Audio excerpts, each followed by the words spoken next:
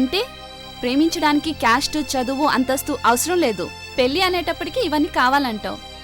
ప్రేమ అనేది మనసుకు సంబంధించింది, పెళ్ళి అనేది కుటుంబానికి సంబంధించింది.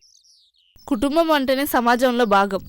తనంతట తాను ఒక పెళ్లి విషయంలో తీసుకునే నిర్ణయం వెనుక ఎంత ఎఫెక్ట్ ఉందో ఆలోచించు. ఒకవేళ నువ్వు అనుకున్నట్టు నేను సాగర్ని లవ్ చేశానే అనుకో, ఆ ఎఫెక్ట్ ఎంత ఉంటుందో చెప్పనా? సాగర్ని ప్రేమించవచ్చు, కలిసి తిరగచ్చు, శారీరక అవసరాలు తీర్చుకోవచ్చు. ఆ తర్వాత ఏంటి? పెళ్ళి. పెళ్ళికి మా నాన్న ఒప్పుకోరు. సాగర్ క్యాస్ట్, ఆస్తి, అంతస్తు, చదువు అన్నీ చూస్తారు. ఎందుకంటే పెళ్ళి కాబట్టి, జీవితంలో చేసుకునేది ఒక్కసారి కాబట్టి. కుటుంబం అన్ని విషయాల్లో బాగుంటేనే సమాజంలో గౌరవం లభిస్తుంది. జానకి, మనం బ్రతికేది మన కోసమే. మనం అంటేనే సమాజం, సమాజం అంటేనే మనం. మనం సంతోషంగా ఉంటేనే సమాజం కూడా సంతోషంగా ఉంటుంది. అలా ఉండాలంటే కొన్ని షరతులు పాటించాలి.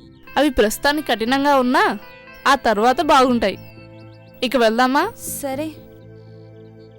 ఏంటి ఈరోజు తేడాగా ఉన్నాడు?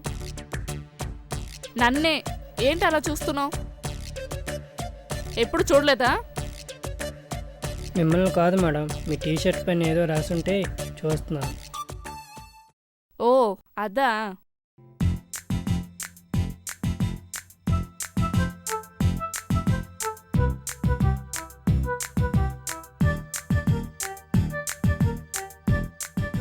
నేను నిన్ను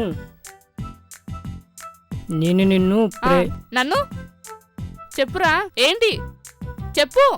నేను నిన్ను ఏమని పిలవాలి? ఓ అదా. నేనంటే నీ గౌరవం ఉంటే మేడం అని పిలు, స్నేహం అనుకుంటే మిత్రమా అను, లేకుంటే పేరు పెట్టి పిలు. ఇందులో ఏం కన్ఫ్యూజన్ రా నీకు? మరి ప్రేముంటే?